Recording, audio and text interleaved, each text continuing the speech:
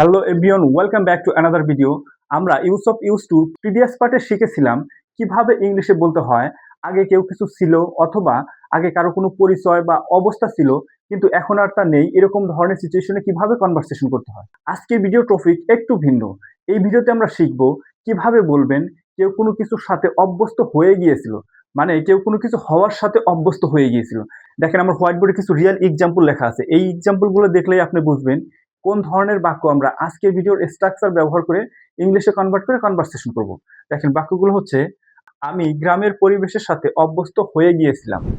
সে সকালে তাড়াতাড়ি উঠতে অভ্যাস করে ফেলেছিল। আমরা নতুন নিয়মের সাথে অভ্যস্ত হয়ে গিয়েছিলাম। তারা গরম আবহাওয়ার সাথে অভ্যস্ত হয়ে গিয়েছিল। বাংলায় আমরা এই ধরনের বাক্য প্রায় বলি, কিন্তু ইংলিশে এইগুলো কিভাবে বলতে হয় সেটা আমরা অনেকেই বুঝে উঠতে পারি না। তাই আজকের ক্লাসে আমরা এমন একটি সুপার ইউজফুল স্ট্রাকচার শিখব যার মাধ্যমে আপনি খুব সহজেই পাস্টের কোনো অভ্যাস, পরিবেশ, জীবনযাপন বা পরিস্থিতির সাথে অভ্যস্ত হয়ে গিয়েছিল এই মিনিংটা ন্যাচারাল ইংলিশে প্রকাশ করা যায়। তাই ভিডিওটা শেষ পর্যন্ত দেখুন, কারণ আজকের লেসন শেষে আপনি খুব সহজেই বলতে পারবেন অভ্যস্ত হয়ে গিয়েছিল বা অভ্যস্ত হয়ে গিয়েছিলাম, এই ধরনের বাক্যগুলো ইংলিশে কনফিডেন্টলি বলতে পারবেন। So let's get start. এই হচ্ছে তাহলে আমাদের আজকের ভিডিওর সুপার ইউজফুল স্ট্রাকচার।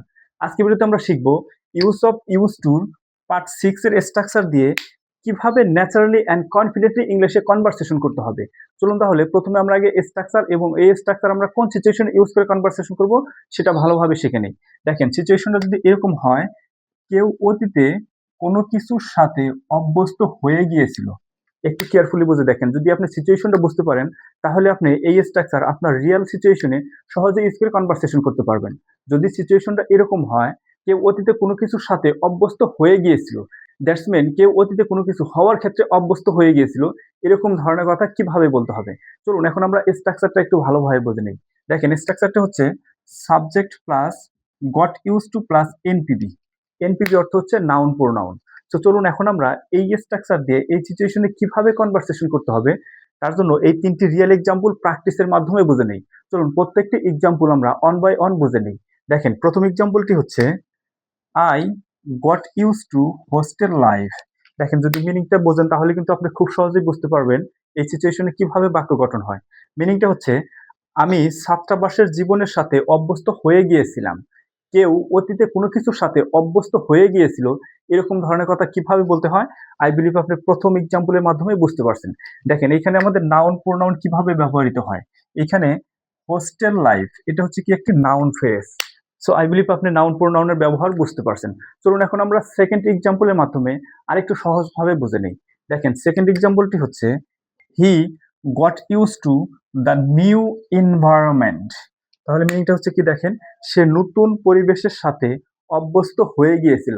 অভ্যস্ত হয়ে গিয়েছে বা অভ্যস্ত হয়ে গিয়েছিল, এরকম ধরনের কথা কিভাবে আপনি এই স্ট্রাকচারের মাধ্যমে ইংলিশে কনভার্ট করে বলবেন আই বিলিভ আপনি দ্বিতীয় এক্সাম্পলের মাধ্যমে আরেকটু ভালোভাবে বুঝতে পারছেন। চলুন এখন আমরা থার্ড এক্সাম্পলের মাধ্যমে আরেকটু ক্লিয়ার ভাবে বুঝে নিই। দেখেন থার্ড এক্সাম্পলটি হচ্ছে, they got use to Dhaka traffic. তাহলে মিনিংটা হচ্ছে কি দেখেন, তারা ঢাকার যানজটের সাথে অভ্যস্ত হয়ে গিয়েছিল।